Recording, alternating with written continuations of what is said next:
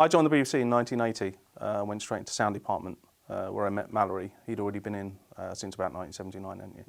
Yeah. And we worked in one of the smaller studios.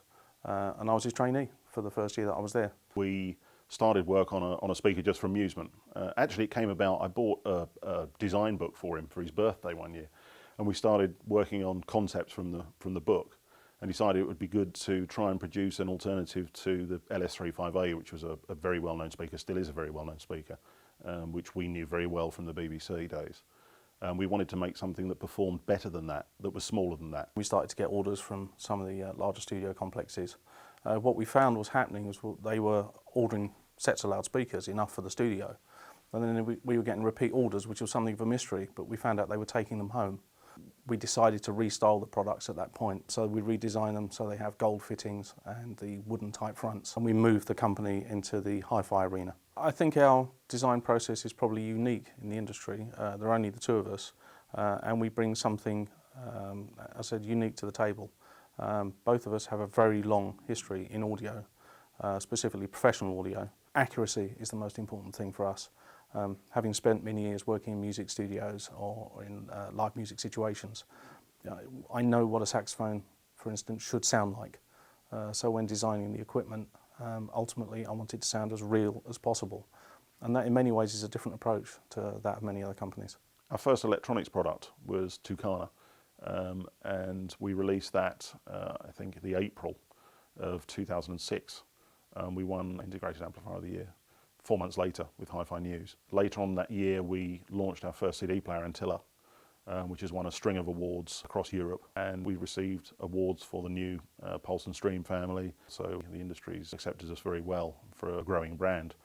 Lee had a long history in audio and film before Leema, where he won a number of awards. Yeah, both in the BBC and when I was freelance. I worked on programs like Casualty and Prime Suspect, but I got awards, a BAFTA for Children of the Revolution and a Prix Italia for a film by a dance company called DV8, which was called Enter Achilles. We have a real appreciation from the technical aspect of mixing in Lee's case and designing studios in my case for surround. So when we're approaching home theatre, we're approaching it from an end that we did professionally. We actually built theatres. You know, I've built theatres across the world, and Lee's mixed, you know, many award-winning feature films and television things. I was part of the team that installed the sound system in the Dominion in Tottenham Court Road for a new film at the time called Star Wars, which was the first Dolby surround feature film release. The design team is just myself and Lee, which is fairly unusual in this industry. I mean, it gives us a lot of challenges because there's only two of us to do the actual work, but it also means that we have much tighter control, and so the ideas don't get diluted. I tend to do the electronic design and the software side, and he works on the CAD side and general design side. We didn't want to dilute the company by moving manufacturing or design or any other aspect of the business to China or anywhere else. We tried to keep all of the processes within the EU, within the UK, and all the electronic build is all done in Wales.